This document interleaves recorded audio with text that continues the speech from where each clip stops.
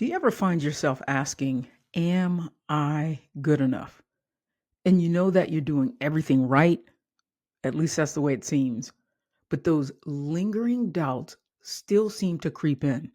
If you've ever felt that way, let me tell you something. You are not alone.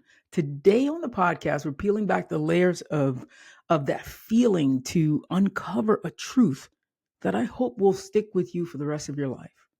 That you are already more than enough, just as you are.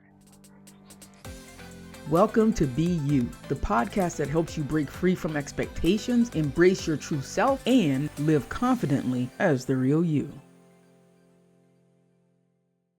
Yo, what's up, my peeps? Happy Podcast Thursday. I'm so happy that you're here and that we're diving into this topic of feeling like we're just not enough. And I know a lot of us grapple with this. We struggle with it daily, but maybe it's something that we don't talk about enough, feeling like we are just not enough in our everyday life, in our jobs, in our relationships. And trust me, I've been there. And there are times when I still go back there. Growing up, I always felt like I was going through life, navigating life with some different rule book than everybody else had. And for some reason, as a gay kid in the world that didn't fully understand me, I didn't really understand it. I questioned in so many parts of my life where I fit in. Have you ever felt like that? Have you ever questioned where you fit in life? Like the world was on one channel and you were on a different channel. Like the world was playing one game and you were still rolling the dice and reading the rules. For some of us, it might have been growing up like in a minority ethnic group like myself, dealing with cultural expectations while balancing your dreams. Like you're expected to do one thing, and how dare you have this dream of doing something else that no one else has ever done. And sometimes it's about playing it safe. Or maybe you're someone who's navigating life with some type of disability in a society that doesn't always accommodate the things that need accommodating.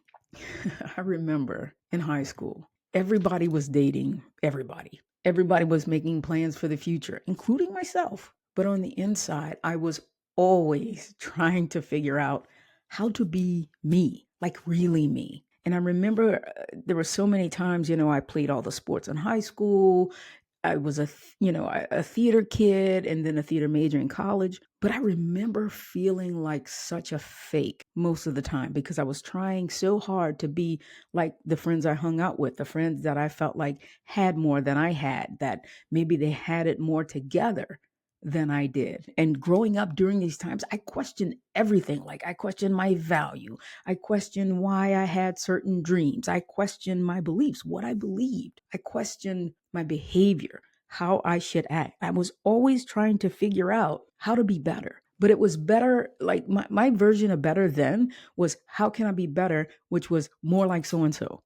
Not necessarily in the way that I view better today in 2025, better as in improving who I am, improving how I show up, improving my impact on the world, improving the results that I help my clients get. As I'm recording this episode, I know that it's not just me who's feeling like that. It's not just me who's gone through a bulk of her life feeling like she's not good enough, feeling like she has to be like other people. I know many of us has felt this way.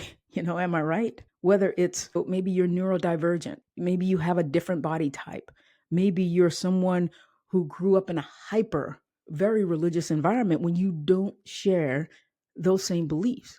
Because the world loves fitting us all into a mold, fitting us into templates. Each of us faces some version of a story that if we didn't check the certain boxes, somehow we weren't good enough. If we didn't look like this, act like this, behave like this, be like this, we were not good enough. And you see, what consumed me was a story of who I thought I needed to be to get whatever I wanted. Because we live in a world, again, that loves templates about what success looks like, what love is supposed to look like, what a family unit is supposed to look like. But here's the deal. In my entire life, I never found a template, a mold for me. Even though I looked and searched long and hard for said template, but I never found it. You know why? Because it doesn't exist. And I'm sure you'd agree with me at this moment that in some point in your life, again, you have felt this way. Like you didn't fit that mold that your family expected of you.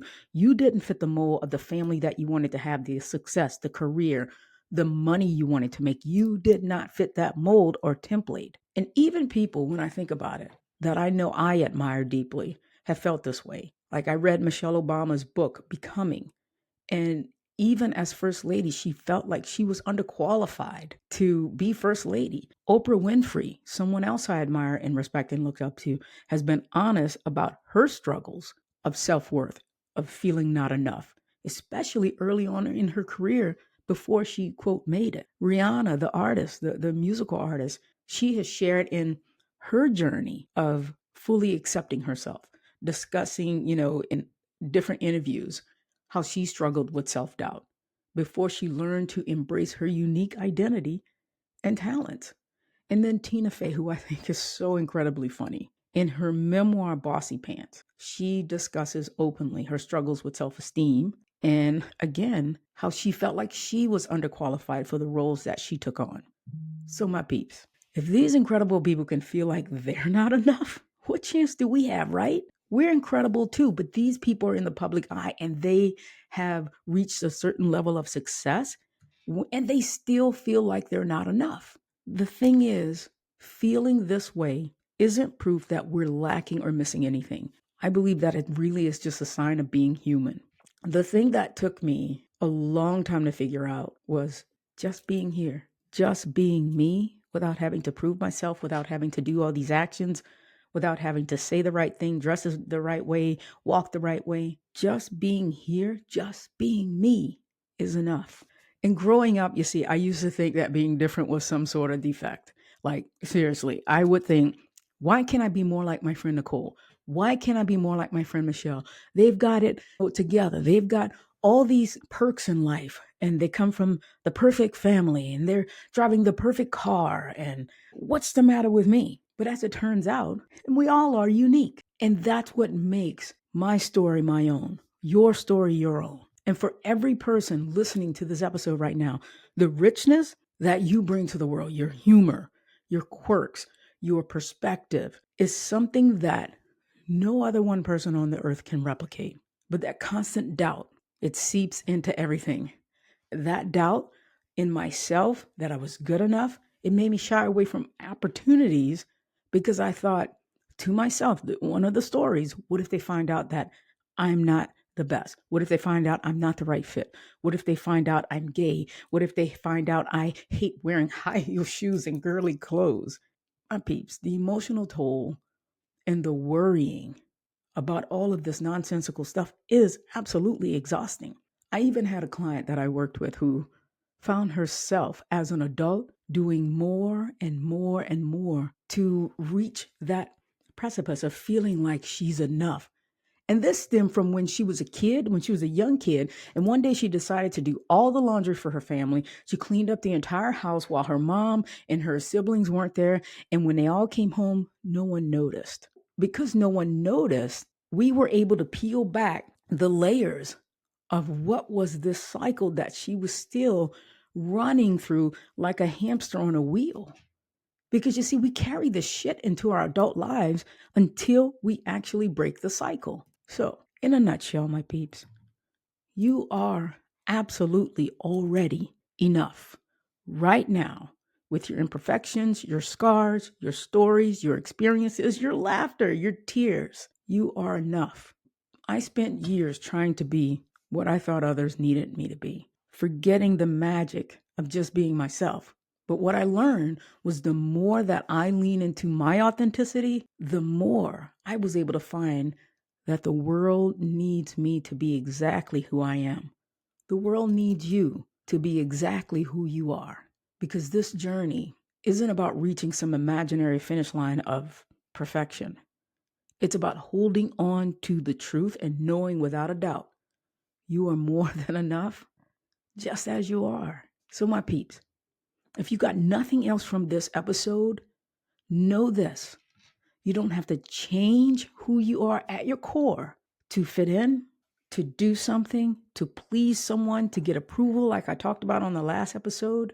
You don't have to keep doing and doing and doing to be enough, because we were all born enough. My peeps, thank you so much for listening to this episode. And if this episode resonated with you in any way, I would love for you to share it with someone who could benefit from hearing this message. And if you're on this journey of rediscovering your authenticity, your self-worth, know that you're not alone.